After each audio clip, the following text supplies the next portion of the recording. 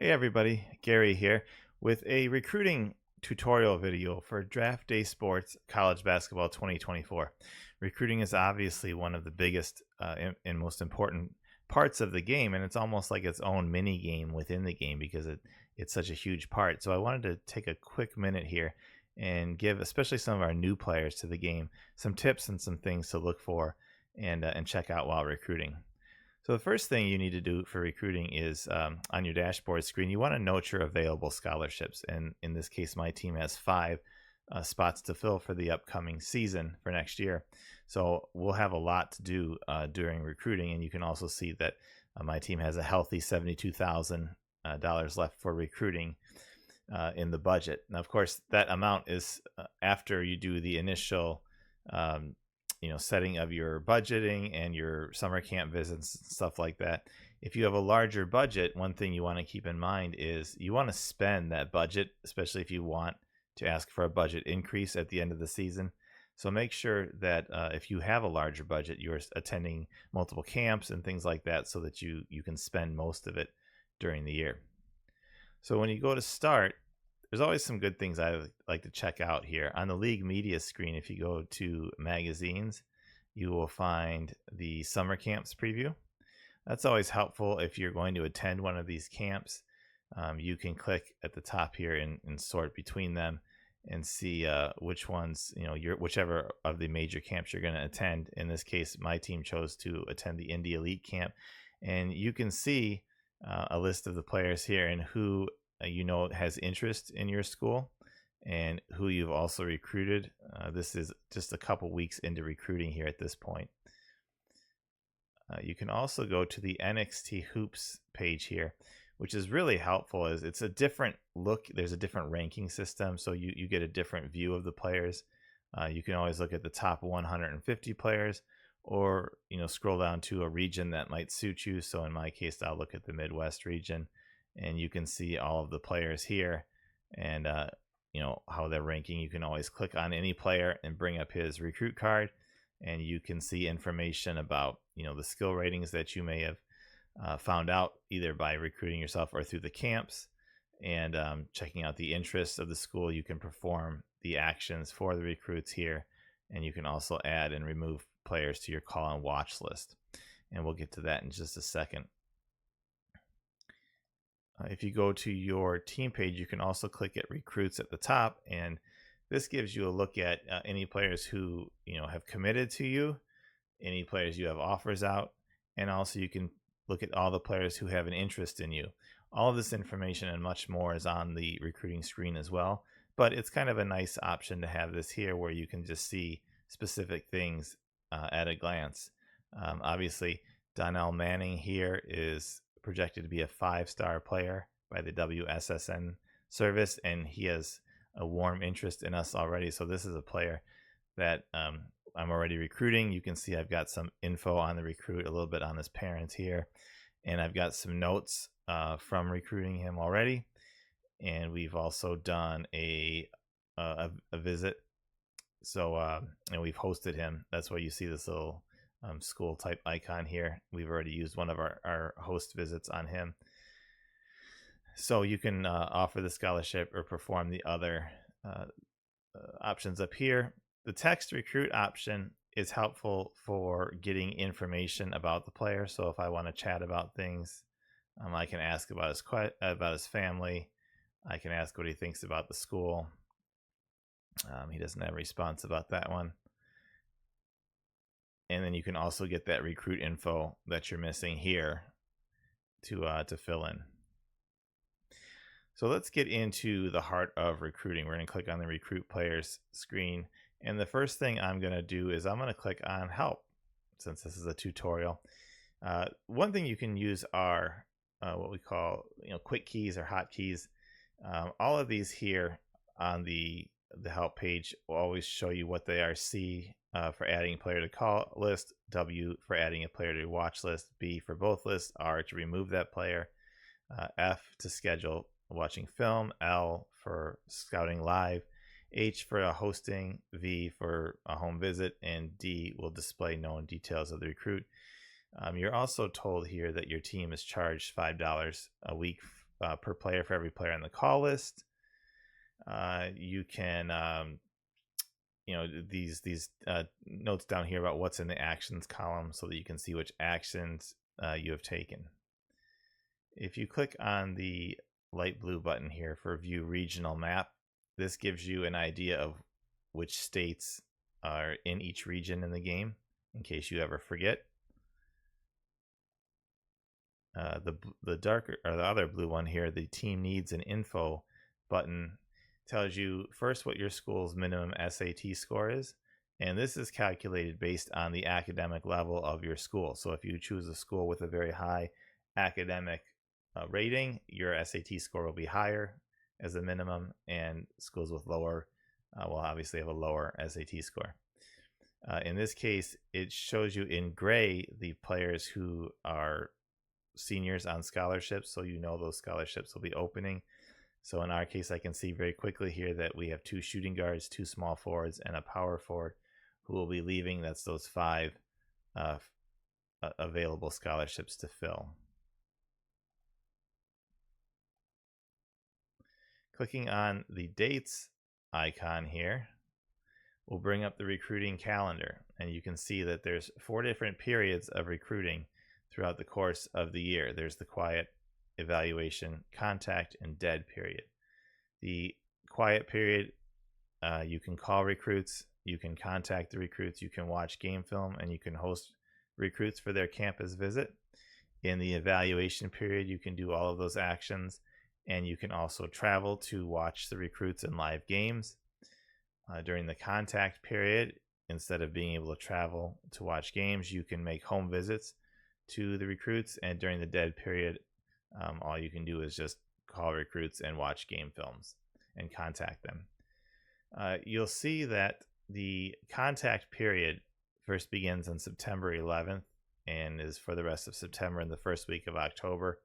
Then you have another short one in the middle of March, and then you have one at the end of April for most of April, which is the end of the game calendar. The game starts each year on May 1st, ends on April 30th. Those contact periods contain the visit recruit at home, which are very key in terms of closing the deal with recruits. You get an opportunity to make a pitch, and it is very important that you are making good pitches, and that's your chance to really hone in on those recruits. So currently this is an evaluation period, which again, if we pull that up, means we can take any of these actions here: calling recruits, contacting, watching game film, hosting recruits, and watching the recruits in live games. So the first thing you want to do is select the pool of players, how you want to look at players. If you want to see everybody, you can click on the all regions, and it's going to bring up a huge list of players. If you prefer to look by region, you can see each region is listed here and color coded as to the one that's being used in the game. You can also view by the NXT Hoops rankings. So if I want to see who they've ranked in their Midwest region, I can do that. Or you can also, if you prefer to view by state, you can choose any state that you want to view. Now, for larger schools, you're probably not going to recruit by state because the pool of players open to you is much greater. So you probably will choose a region, or even looking at the entire list at that point. If you're working at a small school, you may just be able to only recruit in your state basically, and so you want to kind of focus the list down that way. You also have the option to view your full recruit list, your call list, your watch list, both those lists, anyone you've contacted, anyone who is interested, anyone who's visits, anyone who's you've offered to, anybody who's not on any of your lists, or anybody you haven't contacted. So we've given you virtually every option you can think of there. You can also choose only the recruits who are likely eligible to pass a high enough SAT score to get into your school. You can just look at anybody who's just available or anybody who is committed and not available. You can also use any of these filters here in terms of whether you want to show or hide JUCO players, if you want to sort by a certain level of recruit, if you want to sort by sort certain positions or general positions, and you can see either choose to see their bio or to see any ratings that you have been able to obtain through scouting the players.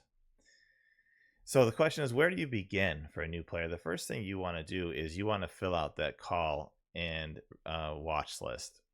So in my case here, I've got my call and watch list pretty well filled out here. But what we've done is, I like to start by looking for players who at least have some interest maybe in the school. And, you can always progress their interest as you go along. So players will typically start out with a cool interest, and then you can, work on them over time. Players typically give you a fairly long period of time before they start committing. So you don't have to worry right at the start that there may not be anybody who's that interested in your school. The next thing I'll personally do is I'll look for players that once I start learning ratings on the players, I'll look for players who want to fit my system. So if I want to have players who are, good 3-point shooters, then I'm going to look for players who have a high out rating. If I care about putting together a really good defensive squad, I'll look for players who have good defensive block and steal ratings. If you want to press and be a team that uses a lot of full court pressure, you want to have players who are highly ranked in the athletic category. And of course, the overall category is a good way to sort players as well. I would say that one thing you should also look at is, in terms of the stars from the WSSN are different sometimes than the stars from the NXT Hoops ratings. So in this case, both the players ranked 41 and 42, so he's pretty close overall. Let's see, we can find a guy here who's ranked 182 by WSSN and 106 by NXT Hoops. There's no one that's more accurate than the other. It's sort of it factors in different things. So it's kind of a thing to look at, where if they're both maybe the same, then maybe you have a pretty good idea of where that player is. And if they differ from each other, it might be an opportunity where one has, overrated or underrated the player. So that might be a player that if you see him further on down the list, that you want to take a look at and keep an eye on, just in case, the ratings eventually match up and maybe they go higher or lower, because the rankings do change over time. So let's get down to recruiting a player. Actually, what do we want to do from that? So if we want to hear, this is our top recruit that we're looking at, Donnell Manning. As I said, we've already hosted him. You want to get that host visit in as soon as possible, so they'll give you feedback on that visit. And in this case, on June 26th, it says Donnell had an excellent campus visit. That lets us know kind of an initial level of interest in our school. You'll get different answers, from having a great visit, an excellent visit, to, not being interested at all. And that kind of lets you rule out players, fairly quickly as you go along, especially if you have a big pool of players to pull from. Watching film is a good way to learn about the players, and it's a pretty cheap option. Scouting live depends on where that player is at. So in our case, we're running Cincinnati here, and this player is local in Ohio, so it will only cost us $75 to go scout him live. We're going to do that, and it will let us know that we're scouting him in person. Scouting in person not only gives you information about the player, but also an extra boost to your recruiting, because you're actually able to, kind of meet that player in person quickly after the game or whatever before the game. And that gives you an extra boost. But again, it is dependent on how far away that player is. So if we want to scout Pete Moore, he's in Indiana, that would cost us $650 to do. Hosting the recruits also changes based on the location. So Jimmy Cyrus from Ohio would only cost us $125 to host him. And Colin King from Indiana would cost us $550 to host. And of course, you can see that the amount changes for visiting recruits as well, based on the distance, even though visiting is not an option right now. So what you really want to be doing here as you go along is getting your list narrowed down to find the players that eventually will have interest in you. What about players who don't have interest? So in this case, we have our call list filled, but I will remove a player from it so we have an extra spot to go. And let's find a player who is not interested in us. So let's go into the Southeast and players we have not contacted yet. So, hey, look at this, Brian Gorski. Let's contact him. You know, we can see that he already has hot interest in these schools. He's from Florida. Looks like he probably wants to go to a school. He's got Florida, Kentucky, Tennessee, Clemson on the list as his hot interest, and he has offers from those already. That doesn't mean that we can't get him or get interest in him, but we're going to add him to both of our lists, and we're going to text him too. And he says that he's really not interested. You can try to make a contact with him and see if you can get in there. Sometimes he'll change his mind, sometimes not. But we can add him to the list and see what we can do over time with him. So I'm going to quick advance here through a couple of the summer camps, and let's see if we get anywhere. And then we will go through this recruiting week and see what has changed here. All right, so if you go to your inbox, you'll get recaps from the different camps that you visited. This is a good option too for looking for data. It will tell you who the all camp honors went to and the full list of players who attended the camp. So the all the players are clickable, and in this case, like I can see Tim McNeish. He's from Ohio, and he did really well at this camp, and we have not yet gotten in on this player. So this may be a guy that I can see from this list that he had an all camp honors.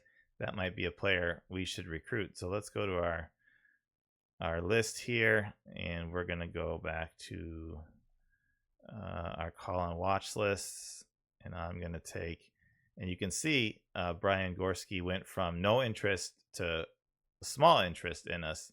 At least we're not in his top 10 of players yet, but he did give us some interest because we reached out to him. And if I look at our full list of players, I'm going to go down here, and I'm going to drop Justin Smith from the list because I want to go back and I want to add Tim McNeish. Again, a piece of information, like that from the camp might spur us on to wanting to look into him further. So for people who ask, what are the secrets? There really aren't, a specific secret. You just need to kind of find the recruits that, you think are going to fit your program and your style the best. And then, you make sure you pursue them as early and as often as you can for, whatever you can be doing during that period. So again, this is the dead period. We really can't do anything during this period. If you click on this recruit details button, it also lets you bring up, the short list of things that you can get instead of going to the actual player card. And again, all those quick keys are listed here in the help button. That's just a short look at how the mechanics of recruiting operate and making sure you're checking on those dates. You'll notice that players really start to commit in that September, that contact period, that mid-September, early October period, and they'll sign their LOIs in November, making them locking into the schools. So you really want to do a lot of your recruiting on everybody as you get into that September period, and then you can pretty safely start to offer out your scholarships at that point to the players who have the most interest and have moved up your list as well. And always making sure to continue to check back on your players and see where they're going, and to in order to make the pitch you want to have this recruit info filled out. So again, that's going to be something you do from the text recruit, and then you're going to tell them about the school. You'll see which ones you don't have info yet prior to starting this conversation, and then you click on a few of them, and you'll see that your recruit time goes down as as you continue to find out more information about the player. And then when you're finished, you can stop texting, and then you'll notice the next time you bring up his card, now I have all of this info. So I know that to him, school prestige is the most important thing. That also helps you determine whether you're going to be realistically in on this player or not. I know that when I make the home visit and I can pitch, I'll pitch school prestige. But the question is, will that be enough for him to come to my school? So if I look at my school info, I can see that my team prestige is 74 out of 100. That's pretty good. It's a 4-star, but it's not going to be as good as some other schools who might be in on him. So if we go back and look at him and see who his top choices are, he's got Kentucky and Michigan State. Those are both going to be schools that probably have a higher prestige. So if they offered him and he's already got a hot level of interest there, we're probably not going to get him, even though he's from Ohio, because his location is high, but it's not the highest. And so he's going to factor prestige as the most important thing.